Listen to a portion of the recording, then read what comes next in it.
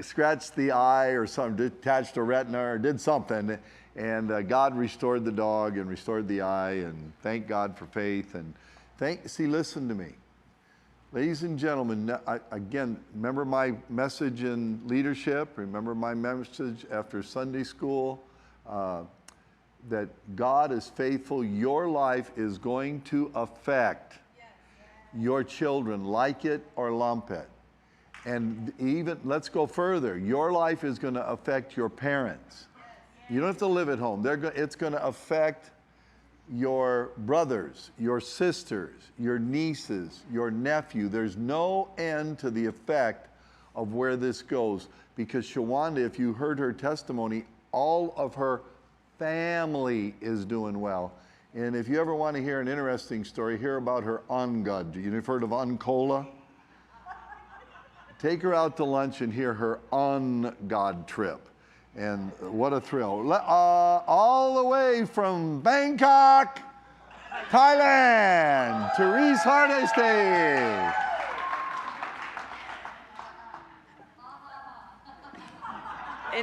In 2012, I was pregnant again.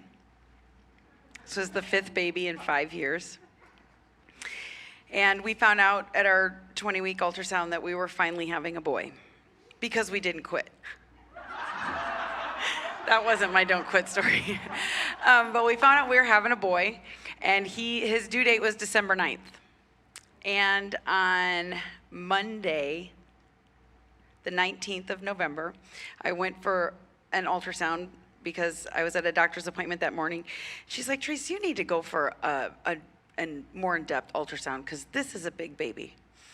I'm like, okay. So I figured I'd schedule it. She goes, no, I need you to go today. I said, okay. So I went, and this is baby number 5. I've had scores of ultrasounds.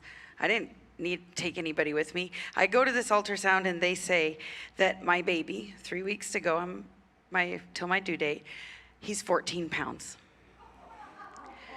I came out of that ultrasound, and I called my husband, and I was sobbing. And I said, I do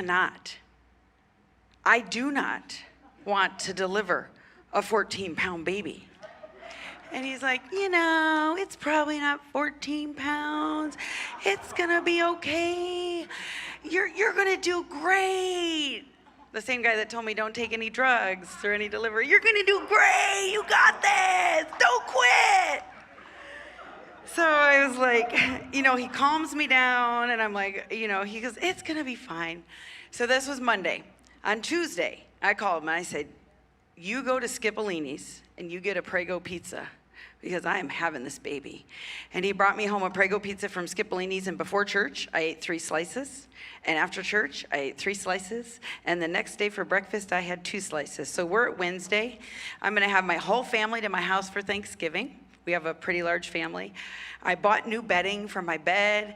I'm putting the bedding on, and I felt something, and I thought, I think this is labor. Of course, I've done this a couple times in the last couple years, so it was becoming a familiar thing. And so I went through my day. My husband got home. I'm like, come on, let's get out there and walk. It's Wednesday. I go, let's walk. So we start walking. I call my doctor, and she goes, well, I can't get to the hospital this time, so don't get to the hospital till then. So we walk, and things are moving along, and I get to the hospital, and I'm thinking, this is baby number 5. This baby's just gonna fly right out. We get there, and with Patrick, I was stuck at a 7 for 7 hours. 7 hours. And I had lost my fight. And Sean called our pastor, who's also our dad, and he said, Dad, I don't need a word. I don't know what to do. We need a word from the Lord. And at that time, Pastor said to us, he said, I really believe, because they're telling me if you don't deliver soon, then we're going to have to do a C-section. And I was blessed with all of my other babies that I never had to have a C-section. And I didn't want a C-section with him. And Pastor said to my husband, he's like, what the Lord's telling me is the holdup on this is you need to change his name. Because since Sean and I got married, when we got pregnant the first time, which ended up being Krista Ann, we had determined if it was a girl, it was Krista Ann, and if it was a boy, it was Kyle Patrick. And every subsequent pregnancy, if it was a boy, it was Kyle Patrick. And we get to, so we already knew when we found out we were having a boy, we knew what we were naming him. And Sean looks at me and he hangs up the phone, he goes, maybe we need to change his name. I looked at him and I said, okay, I don't care. He goes, fine, if that's what it is, then let's do it. And he said, he goes, well, how about Patrick? And that is my father-in-law's name. And I said, that's great. Patrick's great. That was going to be his middle name. Let's make it his first name. That's great. And Sean, he's always the planner. He's like, well, what about the middle name? And I'm thinking, who the heck cares what this kid's middle name is? And so then I said to him, how about Ryan? He goes, Ryan, you don't want any of our kids to be named after anybody in the church. And there's Ryan Briggs. You want to put Ryan as his middle name? You're going to be okay with that? I'm like, yeah, Patrick Ryan is great. So we determine the name. Things start moving. And I'm like, okay, we can do this. We can do this. And then I got to another stopping point. And I was defeated in my mind. I could not do it. And every time I tell this story, I get teared up because I could not do it. And I thought, I don't care. Let them cut me open. I don't care. I'm not doing this. And my brother-in-law, John, came to the hospital on Thanksgiving morning. And I was sitting in the bathroom in the hospital room, and he got down on his knees in front of me, and he looked me in my eyes, and I said, John, I can't do this. And he looked at me, and he said, Treese, you can do this. Breathe. And then he started breathing, and I breathed with him. And literally, just hearing those words, my husband's telling me I can do it, and the doctors tell me I can do it, and the nurses are telling me I can do it. But him getting on my level, looking me in the eyes, and all I had to do was breathe. And sometimes, when you want to quit, that's what you need to do. You just need to breathe. Take that deep breath. And I think I did 3 breaths with him. And literally, it took my husband, because they're children here, I won't get graphic, but it took my husband and John to get me in the bed with the baby's pretty much shoulders out from the, and it's not that far. But that's how fast, because I had someone that looked me in the eyes and got me to refocus and realize you can do this. And he was born, and we have our boy, and his name is Patrick Ryan. Lord. God bless you, Ryan Briggs.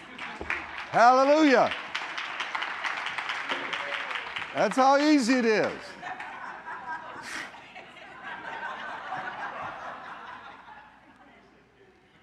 When things aren't moving, you really need to get quiet. Unfortunately, again, hearing from God under pressure, you need to get quiet and hear from God what's going on. And they did have to reverse that. They had to change that name. That God was waiting for them to get in line with His will.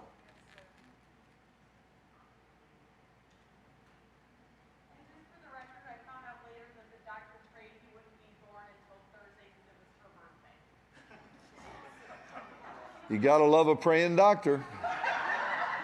If you did not hear, the doctor was praying the baby would be born on her birthday, which was that Thanksgiving day. So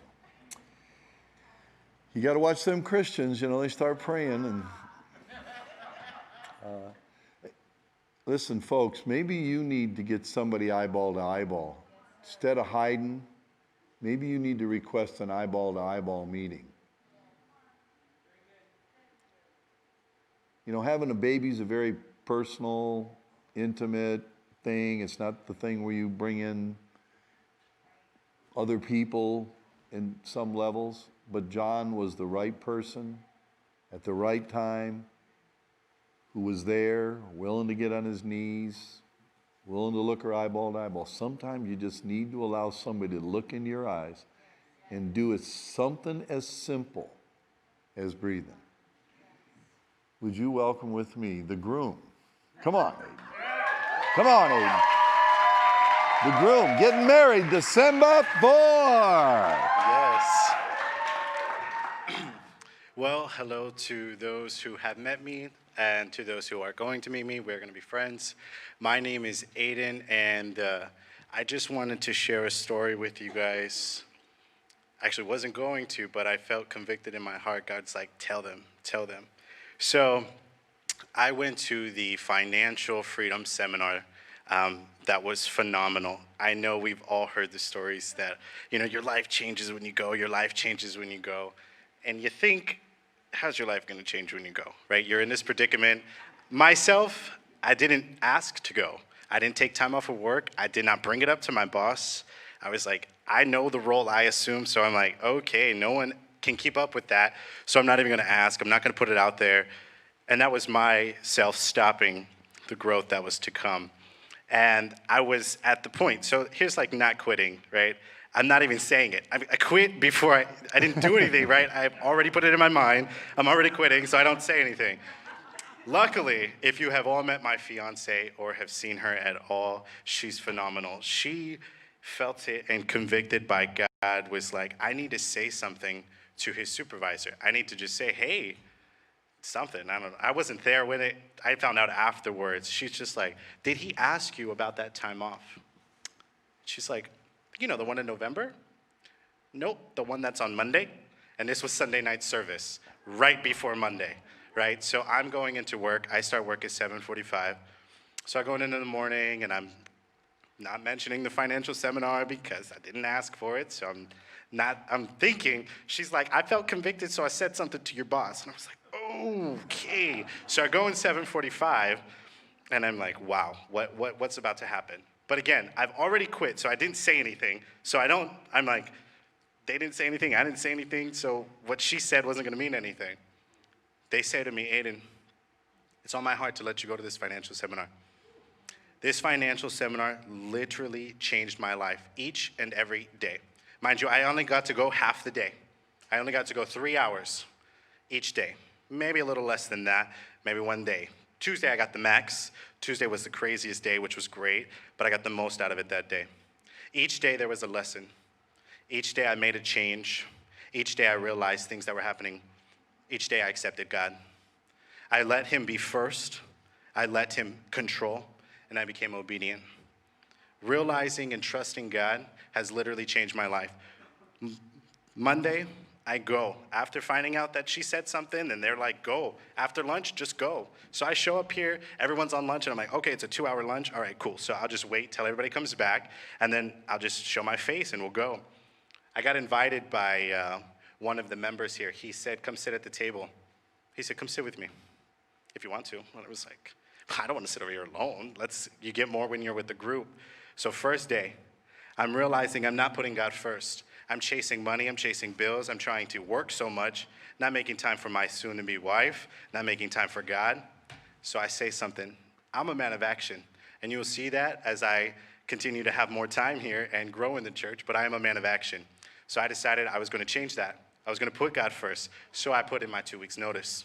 I've said that, and now I'm done. Here we are on a Sunday, and here I am. I usually work the weekends, and I'm not here for anything. So that's first. Second, I realized my calling with God. Yeah, so every day, convicted.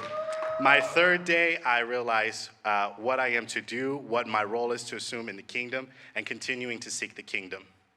On the fourth day, I realized my wedding date is December 4th. This year, I'm going to marry my beautiful, lovely lady. We've been engaged for a few months. We've got baptized together. We were saved together. We've been walking together. And she's just the most phenomenal woman, and I'm just so blessed. But I'm in this seminar. I'm getting called out. Pastor's just looking over here. He's like, your flesh is trying to figure out how you're going to come up with the money. Your flesh is trying to figure out when you're going to get the dress, how you're going to assume everything. And I'm like, okay, he's called me out. I'm right here. Everyone saw this. He's got me. He's got me. So he's like, right? And I'm like, yeah, right? You're right? So I send a text to my lovely lady, and I say, babe, and I'm here with the group of guys that had me come over there, and I'm like, look, she's not reading it. She didn't text me back yet. And I'm like, I think we should get married December. And then we go on a break.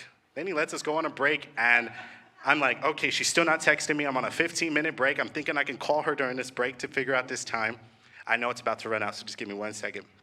I know we're about to go onto this break. I come back. I say December 4th. Pastor got married December 4th. He will be celebrating 49 years to Mrs. Krause, and I just could not be blessed more enough than to just be married on the same day that they're going to be celebrating 49 years and just have that good luck and that good juju come to me. God, look after me and bless my wedding. So I just want to share that with you guys. Thank you. Glory. Whoa.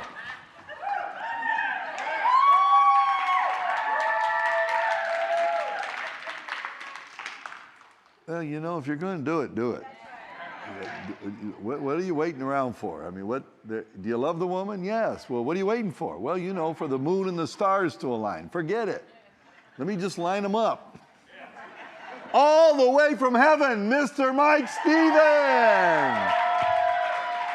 Wow.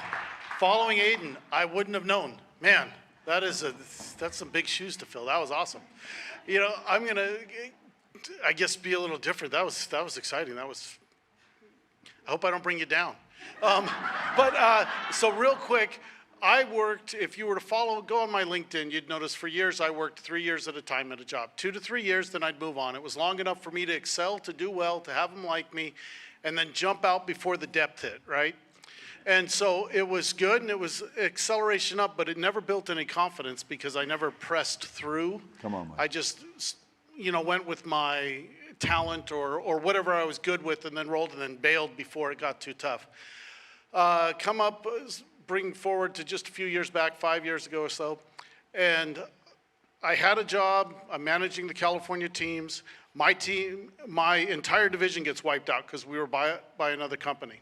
So the other division liked me, had a spot. They brought me in. I managed the team at that division. And then the company bought us. We went through a transition.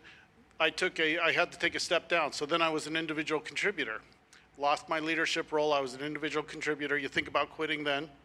And then they said, hey, we'll give you $50,000 if you leave. Because they had a voluntary separation plan. And, nothing says stick around like we'll pay you to leave. And, and so I agonized over it for a bit. And then I said, all right, well, boom, I hit the button. I got a call from somebody at the corporate office saying, Mike, we can't make any promises. We have a position we think will open. No promises, no nothing. This is just two people talking here. We want you for that position. What we need you to do is unclick that button. My position was ending in December. This was in October. And I said, okay, so if I unclick the button and I don't get this position, well, Mike, your position ends in December. And I don't get my $50,000. Nope, you get nothing. I mean, basically, it all becomes a risk now. So I had the support staff, I had pastor, I had a number of people here to talk it through with. We worked through it, but remember, I'm gonna lose 50 grand if this doesn't happen. So I unclicked the button, okay? And I believe it's the right thing to do at the time. And then, you ever notice, December comes, I don't have the role, but they extended my personal role, but I don't have the new role. January comes, February comes, and I'm still not hearing because they're still working everything out. And I am freaking out inside because at this point, it's not so much the 50 grand, it's the position and the opportunity to go forward. Was it not really there? I pressed through, I thought about leaving, thought about getting another gig, which would be not too tough. Talked with pastor, stayed in and got the role. And was placed in the role in April. So way after that, it was gonna be December. In April, that role I'm making a terrific living. Everything's great there. I'm excelling at the role. But it was that not quitting through that process, which I would have quit, remember, every 2 to 3 years I was bailing, that allowed me to, people talk about, I've had plenty of opportunities to quit. I have plenty of opportunities every day to quit. I want to quit sometimes every day, something that's going on. And that not quitting there helped give me the confidence that I didn't have before to keep going, to push through. And now I say, hey, we're pushing through. It's what we do. Not only am I not quitting, I'm not sitting on the sidelines saying, all right, so I'm not quitting. I'm not necessarily in the game, but I'm not quitting. I'm not throwing my ball in and going home. So that process, the people here, the not quitting, the support, and the drive is what keeps me going every day and realizing that the real victory for me is I have a month where the team does bad. Now, by the way, I manage the sales teams in 8 states from Alaska to Hawaii, and I think it's a Fortune 20 company. And we are excelling, but we have bad months. And it's easy during those months to say, my God, I got to find another job. But you press through because of those confidence and those things. I'm able to now press through and keep going and know that a bad month doesn't determine who I am. So not quitting helps me develop that. Yeah. Don't go away yet, Mike. I want Mike to just hang on a minute. It's very, very important. See, here's where the advantage in my position that I have is that you're walking through this with people. And even if I'm not the front guy and it's he and I, then he's walking through it with Jim or whoever he is, and then Jim's telling me what's going on. You need to hear that Mike, on a regular basis, like clockwork, he set a timer in his watch or something, or his phone, that when it came to that 3-year mark, I was out. he was gone. Didn't matter how well he was doing, didn't matter what was going on. And when that came up, I want to make sure you followed it. It was 5 years. It's 5 years now with this company. Remember Shawanda? Listen, you need to watch the patterns in your life. Do you hear me? We all follow patterns. Are you hearing me? You've got to hear this. And if it had not been for Mike's openness with his support team, whoever or whatever that was, see, we're not trying to define your support team. We're defining the fact that you must allow. Because had Mike not allowed, and even the day that we were negotiating, going into the final steps or acceptance of that deal, Mike and I were together for a lunch. Yep. What's your point, Bill? You need to allow the team that God has provided. Whoever it is, your spouse, your pastor, your discipler, your budget counselor, different people are involved at different levels. And without that support team, she never would have broke her record of move in the year, run from the church. Because see, the devil always attacks you. Is everybody listening to me? He attacks you the same way over and over and over until you get that thing and beat the snot out of it. And then he got to come up with a new plan. That he's Shawanda went over her mark. He went over his mark. You can go over your, see, I can go over my mark. See, don't limit yourself to yourself. That's when you get in trouble. This was his pattern. And he recognized his pattern as a part of being a part of the church here. Are you hearing what I'm saying? Because through his associations with the different members, it was being revealed to him because someone took the time to recognize, know, and understand that there was a pattern. Say, I'm seeing my pattern. See, you have to see your pattern, because if you don't see it, you keep quitting. And as Mike said, he's quitting multiple times or wanting to quit multiple times. But again, he can go back to the victory, and he can always remember that he was willing to trust God and the system of God and lose 50 grand. Now, nobody wants to lose 50 grand, but Mike don't want to lose $5. No, I don't want you to see greed or avarice, but Mike watches his money. Okay, no, do you hear me? So you just need to see that was but do you understand that the victory wouldn't be the victory without being willing to pass on the 50? Remember David, I'll not sacrifice that which costs me nothing. That's what put the chutzpah in Mike at a new level in a new way. True or false? Absolutely. And that 50 grand gave me an excuse to bail just like I always did before. See, it was an extra devil give the bonus of 50,000 if you'll follow your old pattern that I've set up for you, and we've been reoccurring all your life. But do you understand that he gained his confidence, not in him that he's the greatest, but he gained his confidence that God was working in him and through him, and that he could do it, and it was God. You got to hear this, because the victory brings you to the victory, Yeah. and the quit brings you to another quit. Yep. Are we all hearing? Yeah. Thanks, Mike. Thank you. Appreciate it. Max, come on over here, buddy. Show off your sass. That is, go ahead, what's that? I know what that means.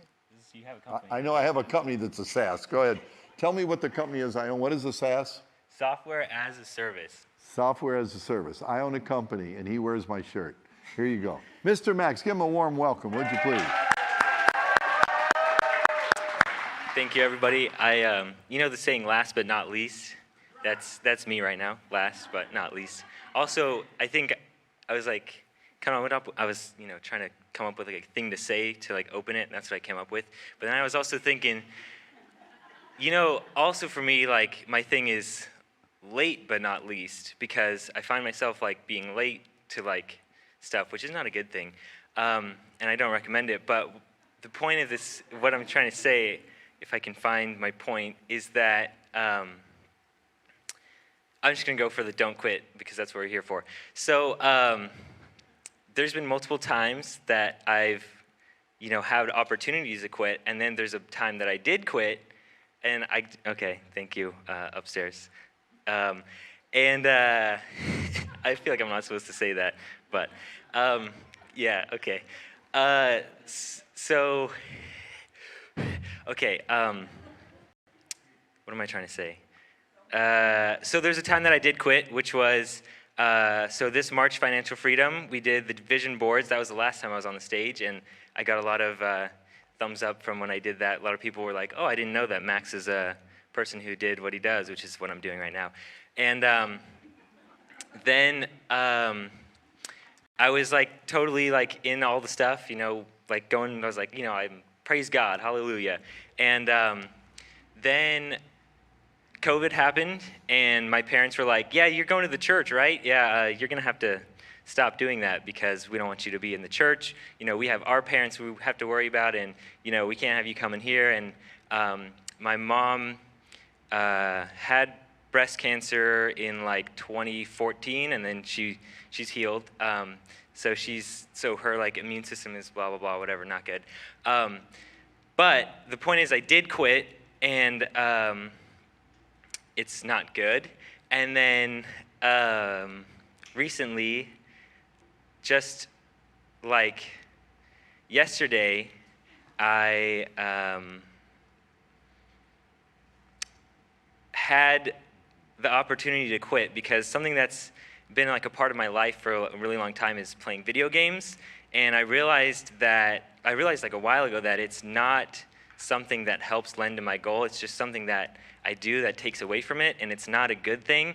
And recently, I feel like I've been delivered of that like addiction to video games, having to go on and play. And like I would spend like my entire Saturday playing, and then I would spend Sunday playing, not praying, playing, which is the wrong P. And then so Saturday, I was out, and then I came home, and I got home, and there was 3 different groups of friends that were all playing this very popular game right now. It's called Among Us. I'm sure some of you have heard of it. And each like friend group was basically like inviting me to play, and they're like, come on, just play, like come on, play, and like get on. And like I even got so far where I like connected, like I got my computer, which I like normally keep at Miss T's house because I work from her house. I work for Miss T. And so I got it, brought it home, I set it all up, but then I was sitting there like responding to this one person who was inviting me, and I was like, yeah, I'll probably join in a sec. And then I switched back to what I was doing, which is watching YouTube videos, which I also am gonna need to be delivered from. And then anyways, I was watching the videos, and I watched one video, and I was like, oh, that's kind of cool. And then there's this follow-up video, so then I watched a follow-up video. And then after that, I just was like, I didn't feel the need to play video games, but instead I felt the need to go play drums. And so I played drums for like the next like hour and a half. I practiced drums, I played drums. And then I had set up earlier in the day that I was gonna go play golf with Lance, who's a kind of a new member of the church. But he's been, he's had a walk with God for like longer time. But I had set up that I was gonna go play with him. And then, so anyways, the point is, like, I could have quit. I could have gone back and played video games. I could have gone back to my old self, and I didn't.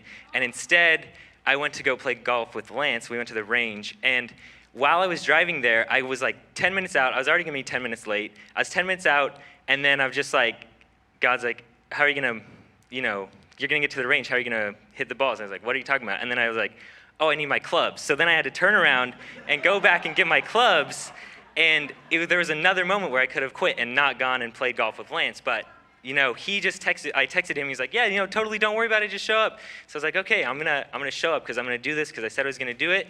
So I did, and then I just had a great time of fellowship, and we talked about great things, and we talked about God, and we received revelation. And I'm telling you right now, like, if I had gone back and played video games yesterday, I would definitely not be right here right now.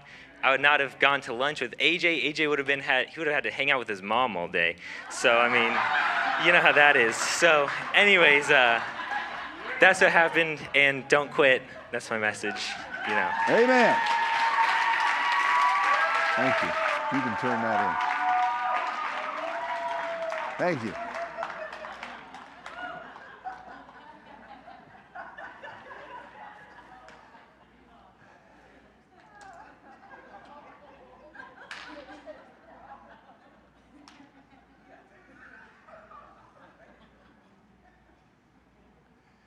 This is, I just want to take a moment and thank God, because I think of a third grader who had the opportunity to get up. What grade's Robbie in?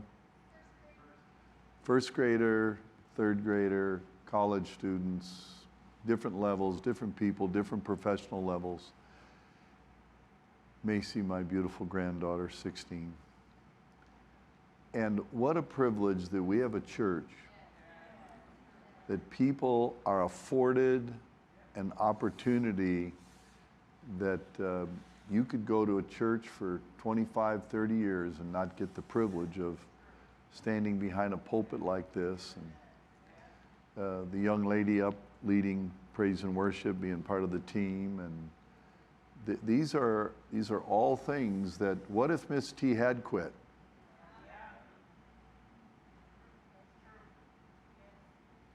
What if she'd quit and stayed in that building down there in South nowhere? No, I'm not being negative. What if she hadn't left there? What if she had been willing to settle for less? Then we wouldn't have heard Max's testimony, and we can go on and on and on and on of the lives that are touched. And if you would see the privilege you have of belonging to a congregation like this, that we are developing champions. And listen, 35 years I've had tens of thousands of people quit. But if you can get just one Max, because see, when we were going through the seminar, he wanted to come to the seminar, but again, his parents had the concern, and I didn't know all the facts, but I said, listen, I will honor your parents. And I set him up his own little corner. And because JD, if you remember JD at one point, couldn't come to church, I put a bed in here. I put a bed in this. I'll do whatever it takes for you to be able to achieve your purpose, because that's what we do. And you really would be wise to see the privilege that a first grader and a third grader and a college student and a single mom and a single person never married, and you can go right around the horn and see the privilege that you're afforded. Just don't ever quit it. Don't be like the weak people that take an offense. You only can take an offense when you're offendable. And you're only offendable when you're not in love. I don't care who you are. There's no accepted. That other person did not offend you. You blame them for your weakness. Because people have said and done worse to you. You just were in a better place. Don't ever fool yourself. And the devil, woe to him by who the offense comes. You know who that offense comes by? It comes by the one who is offended. They got off the love walk. I'm helping you here. See what God has blessed you to be part of. See how just the opportunity to stand behind the holy desk of God and be able to get an exposure. And I'm going to tell you, you're going to see Max. You're going to turn on your TV and Max is going to be there at the Emmy Awards receiving his award. And he's going to be at the Golden Globe. I don't even know what these things are. And he's going to be up there at the Golden Globe Award. And he's going to be receiving his awards for the works that he has been called by God to do. And this is all part of the process. And sometimes you have to get off of your high horse. And again, I cordoned off a whole corner, didn't I, Max? And I made it so people couldn't even go by out of respect for his parents, who I don't know. To my knowledge, I've never met them. But I have the utmost respect for them, and they had their reason, and I didn't know, or if I didn't recall at the time, or I don't think I knew about his grandparents being involved, or his mother, the immune system being low. But if you could learn to honor, this is Honor Clergy Month. Every month should be Honor Clergy Month, and every month should be Honor Mother's Month. I've told you this. You should be honoring your mother, if she's still alive, regularly and consistently. Honor thy father and mother that it might go well with you, because it's the greatest lesson you can ever teach your kids. Is someone hearing me tonight? That you need to understand how privileged you are, and that you're going to see, because someone didn't quit when they went bankrupt, when someone didn't quit when they could have been easier to, it's easier to run. It's easy to run. Every empty chair has been filled hundreds of times by somebody who didn't make the team, not because they weren't called, not because they weren't capable, not because they couldn't, it's because they chose to quit when it was time to win. Don't ever quit, because when the problem, you want to know the problem with quitting? When you quit, you're going to face it again. And then you're going to face it again. And if you find people who are divorced and get remarried, and then they quit again, and then, see, and again, God gave him the wisdom and the knowledge that when he could have quit, when she could have quit, they didn't quit. That's the only difference between the married and the divorced. I'm not knocking anybody divorced, is we didn't quit. Mrs. Krause, I should have divorced her probably thousands of times. No. That's just, I'm just having fun. Anyways, those of you that are still with us on the internet, no, see, listen to me. The only thing that I want to come to doing is I want to come so that the people on the internet can zoom in their story and we can put it on one of those screens. And that they, because they're just as important to God and to me because I'm their pastor, this is their church, They pay their tithes, they give offerings, they come here when they can, and they're every bit as important as you are and I am, and I never forget that, and I don't want you to forget it, and it doesn't make you second class to them or them second class to you. We're all members, and then God has connected them here, different ways, different people. I love you. I honor you by allowing you to get behind the holy desk that God has given me to use.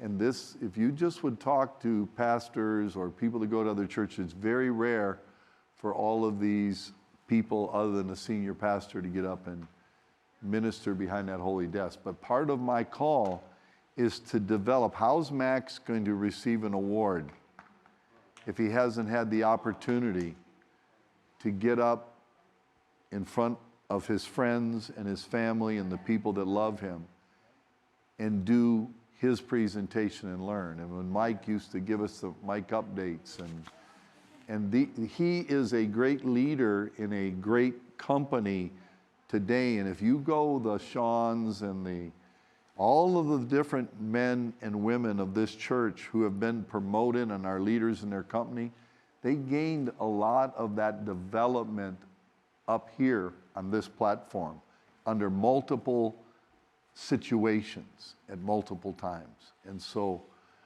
they're the best presenters in the company every single time. The people from this church are the best presenters in their company. Why? Because they get more opportunity.